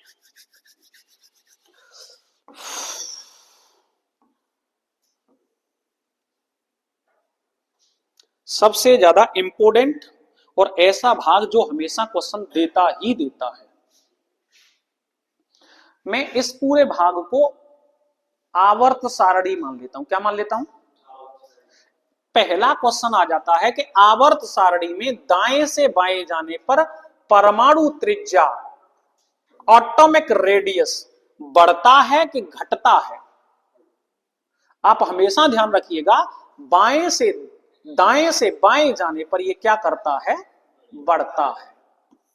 परमाणु त्रिज्या आवर्त सारणी में दाएं से बाएं जाने पर क्या करती है?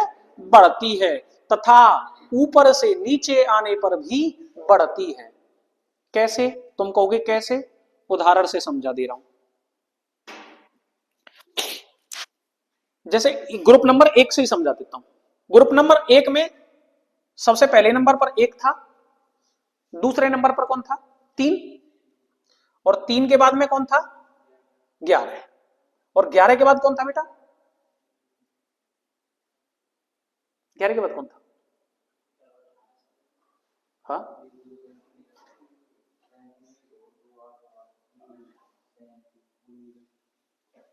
19। इतने से भी समझ जाओगे। समझिए,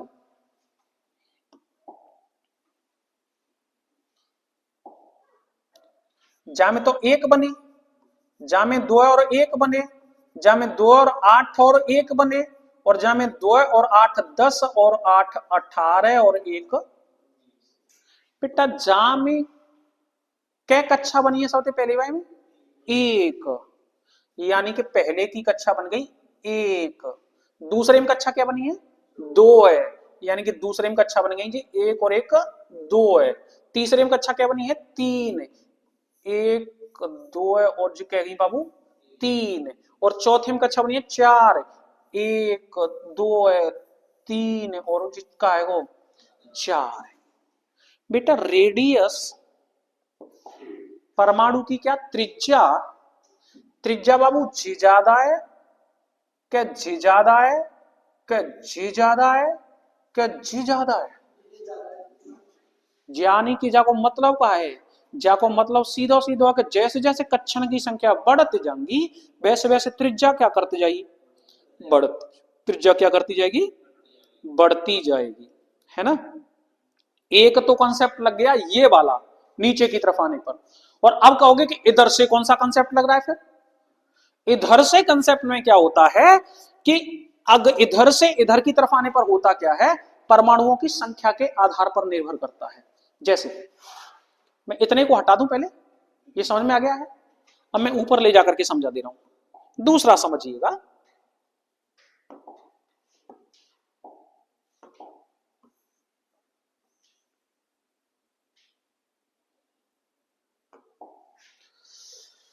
बाबू इसमें कितना है?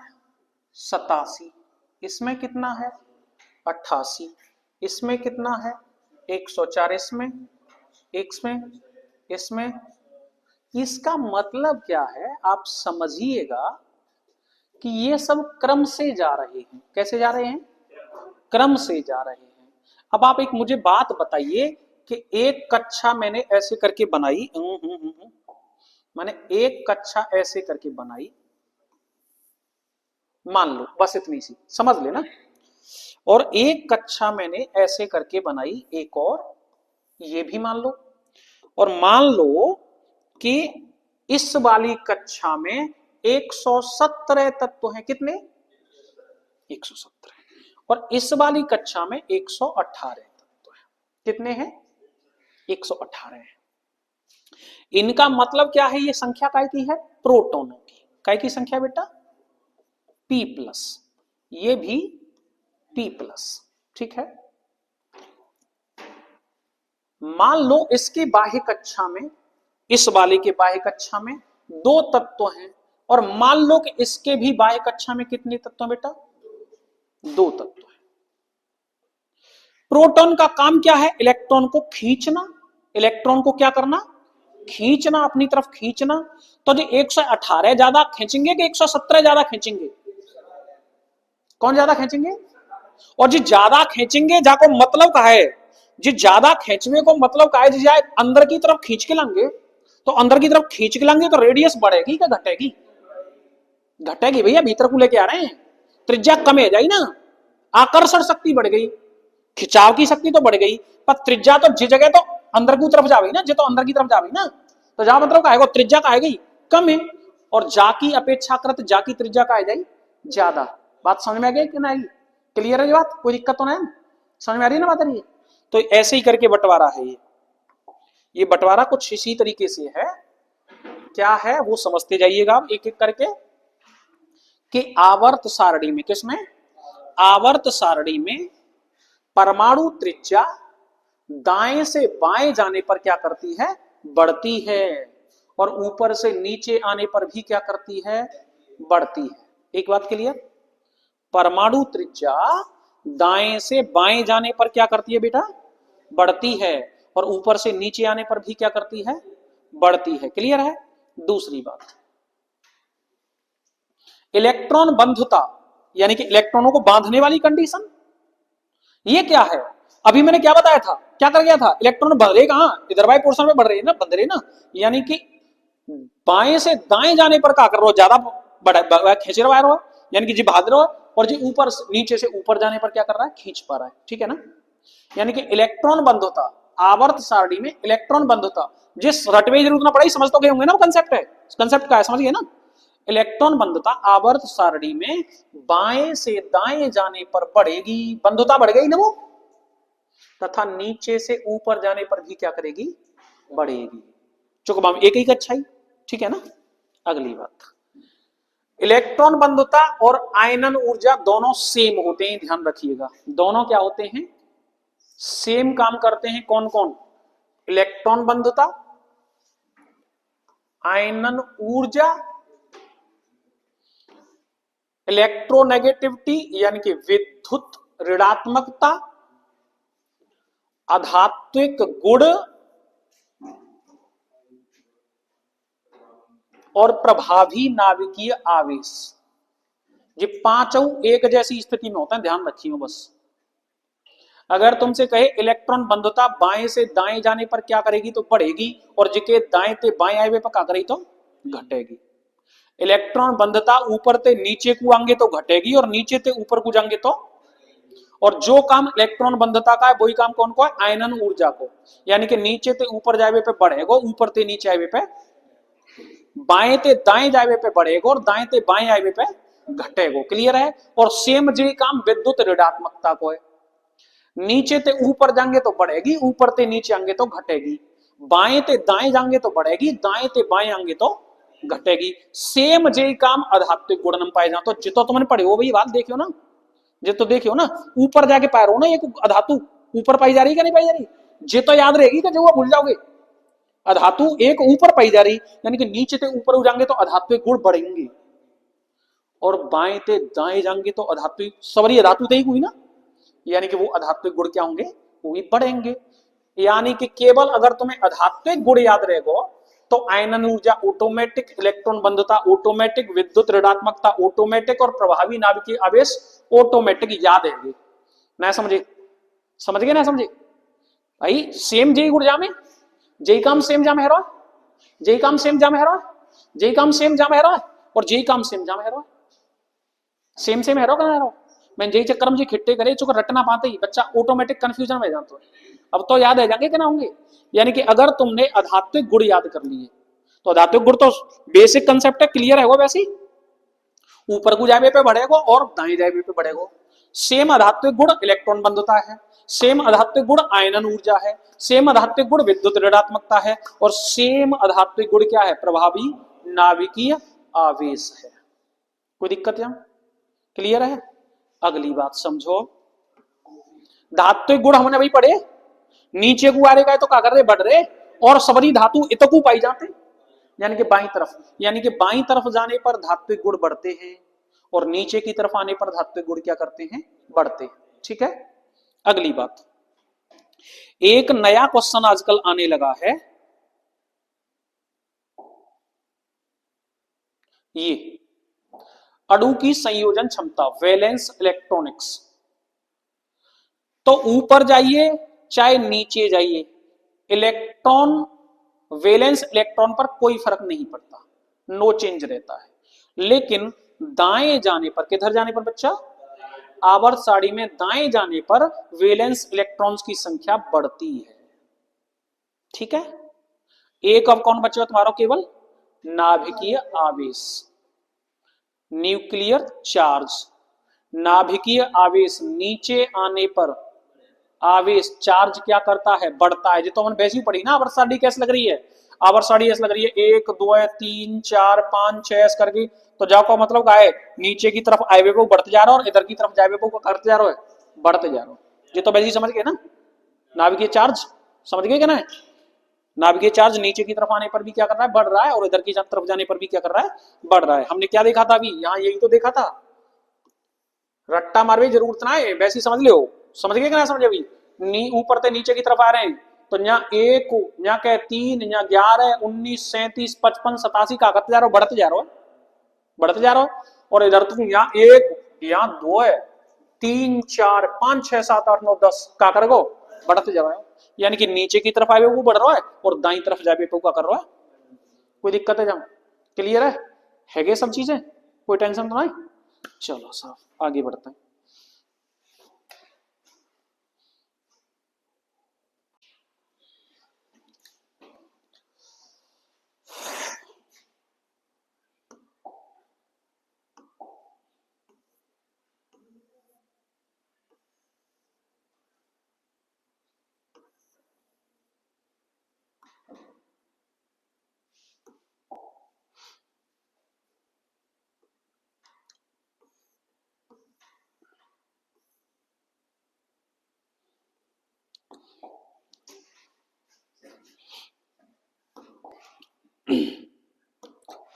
अब इसके ऑब्जेक्टिव क्वेश्चनों को करते हैं ना, देखिएगा।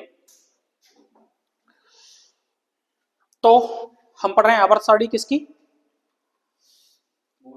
मोजले की आवर्त सारणी, आधुनिक आवर्त सारणी ना, यानी कि मोजले की आवर्त सारणी।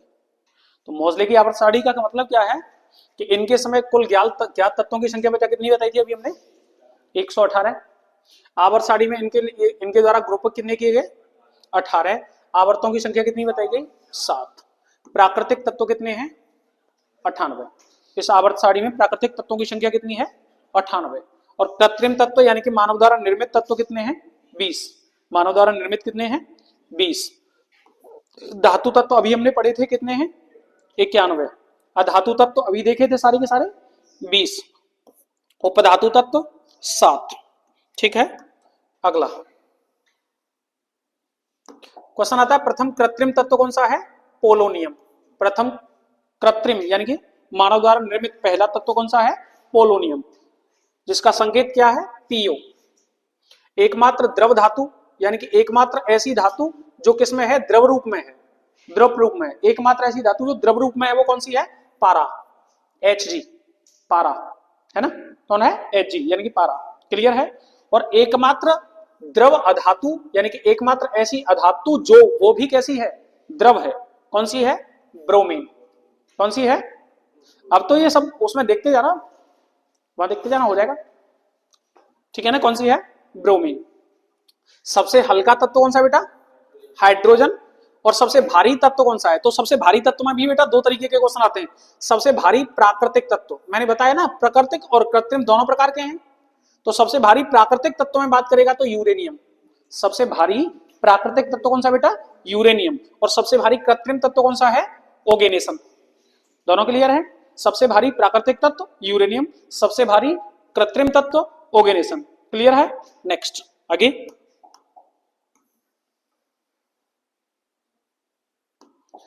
सबसे हल्की गैस कौन सी है बाबू, ध्यान रखिएगा हाइड्रोजन भी सही आंसर है इसका। हाइड्रोजन, हाइड्रोजन ऑप्शन में नहीं होगा तो हीलियम है। ठीक है, ठीक है ना। नेक्स्ट, अब हम अभी बता रहे थे आपको कि हमने क्या कहा, धातु और अधातु। क्या क्या बताई हमने बातें, धातु और अधातु। धातु किसको कहते हैं और अधातु किसको कहते हैं। सबसे पहले हम समझते हैं धातु। वे तत्व जो इलेक्ट्रॉन को त्यागते हैं। अभी मैंने इलेक्ट्रॉन विन्यास किया था बेटा, सबसे पहले वाले पोर्शन में क्या था, धातुएं थी।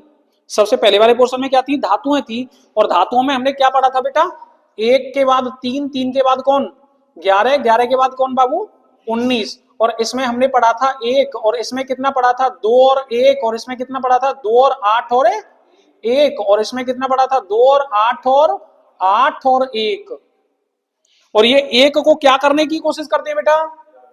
त्यागने की। क्या करने की कोशिश करती हैं? यानी कि धातु की सबसे पहली कंडीशन क्या है कि वे तत्व जो इलेक्ट्रॉन को त्यागते हैं, जब इलेक्ट्रॉन को त्यागेंगे तो इलेक्ट्रॉन पर वेश कैसा है? आवेश कैसा है? इलेक्ट्रॉन पर ऋण आवेश। और ऋण को त्यागेंगे तो क्या पाएंगे? पॉजिटिव पाएंगे। पॉजिटिव पाएंगे यानी कि इलेक्ट्रॉन को त्यागेंगे और प्रोटॉन को प्राप्त करेंगे। धातु की कंडीशन क्या है? इलेक्ट्रॉन को छोड़ेंगे और प्रोटॉन को पकड़ेंगे, यानी कि ऋणावेश त्यागेंगे और धनावेश प्राप्त करेंगे। क्लियर है? क्लियर है ये बात? यानी कि इलेक्ट्रॉन त्यागते हैं तथा धनात्मक आयन बनाते हैं। ये आवर्त सारणी में किधर होते हैं? दाहिनी तरफ। अभी बताए थे ना किधर की साइड पर हैं? दाहिनी तरफ। समझ गए? आवर्त सारणी में, सॉरी बाहिनी तरफ, बाहिनी तरफ। ये आवर्त सारणी में किधर है? बाईं तरफ है। बाहिनी हो रहा है ना इधर की तरफ। क्लियर है? दूसरी तरफ अब हमने अधातु में क्या बताया था बेटा? 17 भी ले जाकर के समझाई थी, जिसमें 7 बच रहा था लास्ट लास्ट में। तो वो क्या कर रहा था? वो तो कोशिश करेगा कि एक और मिल जाए, एक और मिल जाए, यानी कि वो क्या करेगा? इलेक्ट्रॉन ग्रहण करता है। धातु में और अधातु में यही अंतर है बस। धातु इलेक्ट्रॉन त्यागती है और अधातु इलेक्ट्रॉन ग्रहण करती है। जो त्यागेगा वो पॉजिटिव बनेगा और जो ग्रहण करेगा वो नेगेटिव बनेगा। क्लियर है? सारी की सारी अधातुएं आवर्त सारणी में दाहिनी तरफ हैं, पी ब्लॉक में आती हैं, जो कहां से कहां तक है? 13 से 18 तक है। बता दी थी सारी की हमने, कोई दिक्कत है इसमें? धातु और अधातु समझ गए? धातु और अधातु समझ गए? यानी कि जो इलेक्ट्रॉन त्यागे वो धातु और जो इलेक्ट्रॉन ग्रहण करे वो। समझा दिया था ना पूरा कंसेप्ट वहां? क्लियर है ये बात? आगे बात करते हैं।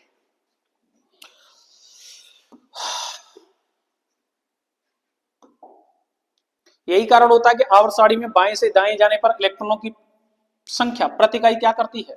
बढ़ती जाती है ना, उधर की तरफ जाने पर बढ़ती जाती है, इसीलिए अधातु है वो। आगे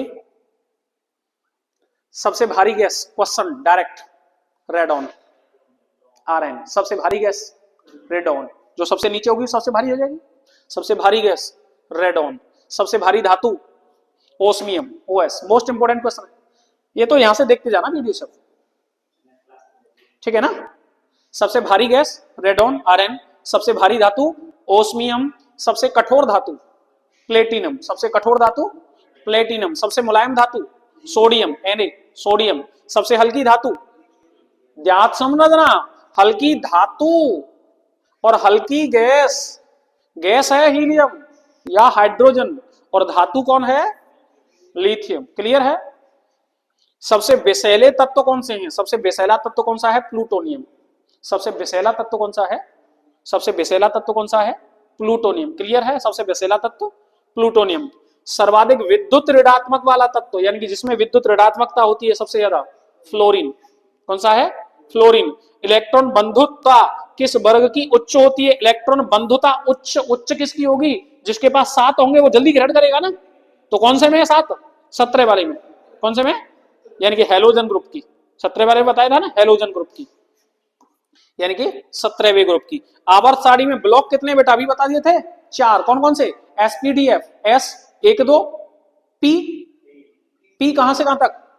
13 14 15 16 17 18, डी 3 से लेकर के 12 तक, और एफ 4 का एफ और 5 का एफ। यही था ना? एस में क्षार धातु पढ़ा दिए थे, डी में क्या है? रंगीन यौगिक हैं, संक्रमण तत्व हैं, और एफ में क्या है? अंतः संक्रमण तत्व। ये सारी बातें बता दी, कोई दिक्कत तो नहीं इसमें? आगे नेक्स्ट, अगला। जब कोई उदासीन परमाणु एक इलेक्ट्रॉन ग्रहण करता है, क्या करता है? एक इलेक्ट्रॉन ग्रहण करता है, तो उसके फलस्वरूप उत्पन्न ऊर्जा क्या कहलाती है? इलेक्ट्रॉन बंधुता। अभी बताई थी इलेक्ट्रॉन बंधुता कैसे काम कर रही थी, ठीक है ना? इलेक्ट्रॉन बंधुता ऊपर जाने पर क्या करती है? बढ़ती है, बिल्कुल सही बात है। और दाहिने तरफ जाने पर क्या करती है? और बाईं तरफ आने पर क्या करती है? घटती है। नीचे आने पर क्या करती है? यही बात है ना, कंसेप्ट क्लियर है ना। आगे, किस वर्ग के तत्वों को अयस्क बनाने वाला तत्व भी कहते हैं, अभी बताए थे। कौन सा ग्रुप? 16वां ग्रुप। कौन सा ग्रुप? अयस्क बनाने वाला तत्व 16वां ग्रुप। किस वर्ग के तत्वों की संयोजकता 2 होती है? संयोजकता 2 होती है दूसरे तत्व की। उसमें 2 2 ही बचते हैं ना प्रत्येक में, पहले वाले में 1 1, दूसरे वाले में 2 2, तीसरे वाले में 3 3, चौथे वाले में 4 4, पांचवें वाले में 5 5, छठे वाले में 6 6, सातवें वाले में 7 7, और आठवें वाले में कुछ नहीं बचेगा, प्रॉपर डिवीजन होगा। समझ गए ना बात को? चलिएगा नेक्स्ट। पृथ्वी पर सर्वाधिक मात्रा में पाए जाने वाले तत्व कौन सा है? इंपोर्टेंट क्वेश्चन है। पृथ्वी पर सबसे ज्यादा मात्रा में कौन सा तत्व पाया जाता है? एल्युमिनियम। पृथ्वी पर सर्वाधिक मात्रा में पाई जाने वाला ये धातु तत्व है, ध्यान रखिएगा, धातु की बात की जा रही है। तो पृथ्वी पर सर्वाधिक मात्रा में पाए जाने वाला धातु तत्व, यही गड़बड़ है यहां, समझ लेना। अगर धातु तत्व पूछेगा तो एल्युमिनियम है, लेकिन खाली तत्व पूछेगा तो कौन है? ऑक्सीजन है। पृथ्वी पर सबसे ज्यादा मात्रा में पाए जाने वाला तत्व पूछेगा तो ऑक्सीजन है, और धातु तत्व पूछेगा तो एल्युमिनियम है। क्लियर है? नेक्स्ट। प्रत्येक आवर्त का अंतिम सदस्य कौन होता है? एक निष्क्रिय गैस बताई थी अभी, जो 18वें में, अंतिम का मतलब प्रत्येक आवर्त का 18वां ग्रुप ही तो है, तो 18वें में कौन है? सब है, सब निष्क्रिय है, यानी कि अक्रिय गैस है सबकी सब। नेक्स्ट, अक्रिय गैसों की संख्या कितनी बेटा? 7। अक्रिय गैसों की संख्या कितनी? 7। सातों की सातों कौन से ग्रुप में है? 18वें ग्रुप में, है ना। नेक्स्ट। अच्छा, एक चीज और भूल गया हूं मैं आपको बताना, अभी थोड़ी जब लास्ट करूंगा तब बता दूंगा उसको, है ना, या अभी बता दूं, ध्यान आ गई फिर भूल जाएंगे, बता ही दे रहा हूं, नहीं तो क्वेश्चन छूट जाएगा वहां से, बहुत इंपॉर्टेंट क्वेश्चन है, इसको देख करके ध्यान आ गया थोड़ा सा।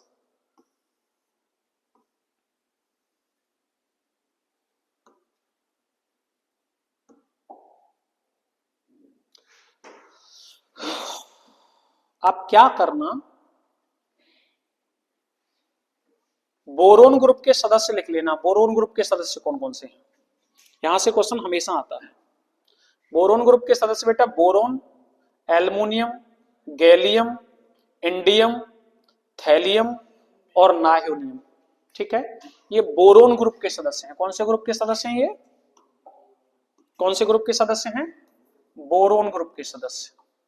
ठीक है। दूसरा, कार्बन ग्रुप के सदस्य लिख लेना बेटा। Carbon, silicon, germanium, tin SN बोलते हैं, लेड पीबी बोलते हैं, और फ्लेरोविन। इसमें ये एक कार्बन इंपोर्टेंट है, सिलिकॉन इंपोर्टेंट है, जर्मेनियम इंपोर्टेंट है, और एसएन और पीबी ये सब के सब पूछे हुए हैं। एक नाइट्रोजन ग्रुप के सदस्य लिख लेना बेटा, बहुत पूछता है। Nitrogen, phosphorus, arsenic, antimony, bismuth और मैस्कॉम, ये दो तो कम से कम याद रहे, नाइट्रोजन और फास्फोरस दोनों पूछ लेता है। ऑक्सीजन ग्रुप के सदस्य सारे ध्यान रखना। ऑक्सीजन ग्रुप के सदस्य 16 वाले में ऑक्सीजन, सल्फर, सेलेनियम, टेल्यूरम, पोलोनियम और लिबरमोरियम। ठीक है, और ये मैंने तुम्हें बताई दिए हैं ये तो सब। ठीक है, एक चीज और बता दूं मैं आपको, यही बेटा गैस पूछ लेता है, गैस। टोटल आवर्त सारणी में गैसों की संख्या है 11। कितनी है? 11। 1 2 3 4 5 6 7। 7 तो कौन कौन सी है गई? अक्रिय गैस है। हाइड्रोजन कह गई 8। 9 पे कौन आ जाई? बताओ फटाफट से। Carbon, nitrogen, oxygen. ठीक है, ये पूछ लेता है। गैसें टोटल कितनी है? 11। अक्रिय गैसें 7। धातुओं में कौन सी गैस है? हाइड्रोजन। और अन्य अधातुओं में कौन सी गैसें हैं? कार्बन, नाइट्रोजन और ऑक्सीजन। ठीक है, याद रहेंगे, ये तो कर लोगे ना तुम भाई। ये पूरा ग्रुप मैंने लिखा दिया है, ये पूरा ग्रुप मैंने लिखा दिया है। ऑक्सीजन ग्रुप के लिए इसको लिख लेना, नाइट्रोजन ग्रुप के लिए इसको लिख लेना, कार्बन ग्रुप ये है, और बोरोन ग्रुप ये है। ठीक है, हटाऊं? नेक्स्ट, आगे।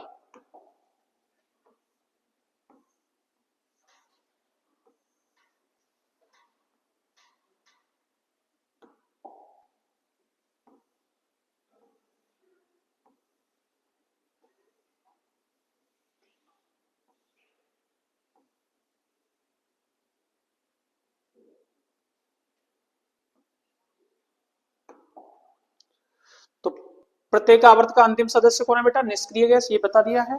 अगला क्या है? प्रत्येक आवर्त का प्रथम सदस्य कौन है?